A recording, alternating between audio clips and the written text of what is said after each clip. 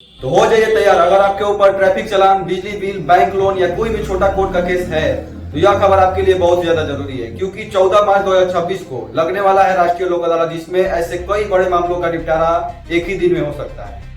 और अगर आप राष्ट्रीय लोक अदालत से जुड़े पूरी इन्फॉर्मेशन को जानना चाहते हैं तो इस वीडियो को बिना स्किप किए इन्हें तक देखते रहिए।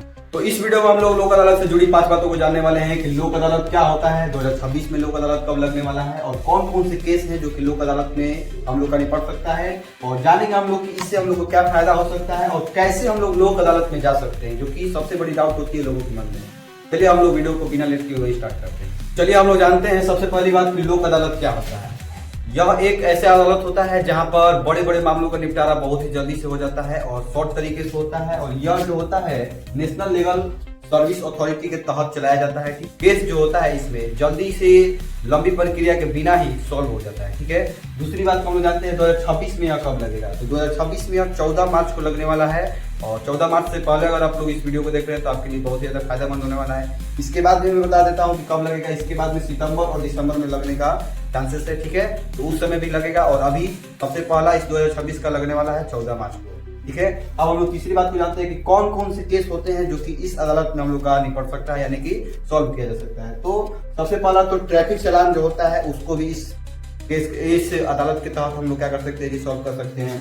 दूसरा होता है बैंक का लोन, बिजली बिल, चेक और किसी का बाउंस हो जाता है तो उसको भी हम लोग इसमें सॉल्व कर सकते हैं। और सिविल का कोई भी, जैसे सिविल से जुड़ी हम लोग का कोई केस होता है तो उसको भी हम लोग यहाँ पे सॉल्व कर सकते हैं। और पारिवारिक कोई मामला का केस होता है उसको भी हम लोग सॉल्व कर सकते हैं। तो आप लोग जान चुके हैं कि कौन कौन से केस होते हैं जो कि इस अदालत में हम लोग का सॉल्व हो सकता है। एक बार फिर से बता देते हैं कि ट्रैफिक चालान, बैंक लोन, बिजली बिल, चेक बाउंस या सिविल से जुड़ी कोई भी केस हो, फैमिली पारिवारिक भी कोई हो, उसको भी हम लोग सॉल्व कर सकते हैं।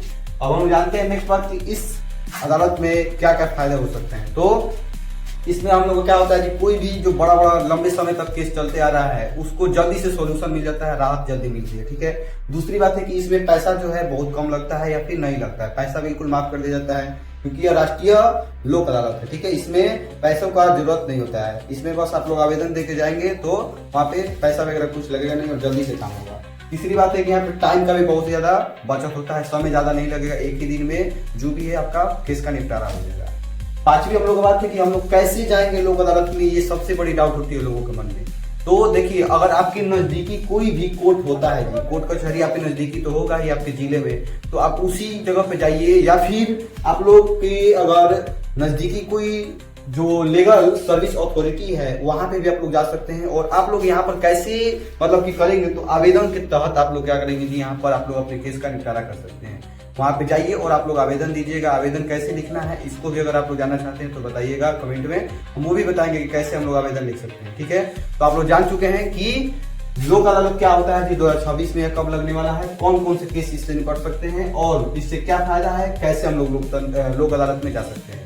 और अगर आपको यह वीडियो हेल्पफुल लगा है तो अपने दोस्तों को भी शेयर करें, ताकि उनको भी यह जानकारी जल्द से जल्द मालूम हो सके और उनका भी अगर कोई केस है तो जल्दी से निपटारा हो जाए। और ऐसे और भी अमेजिंग और इंटरेस्टिंग से वीडियोज को पाने के लिए हमारे चैनल से जुड़े रहिए।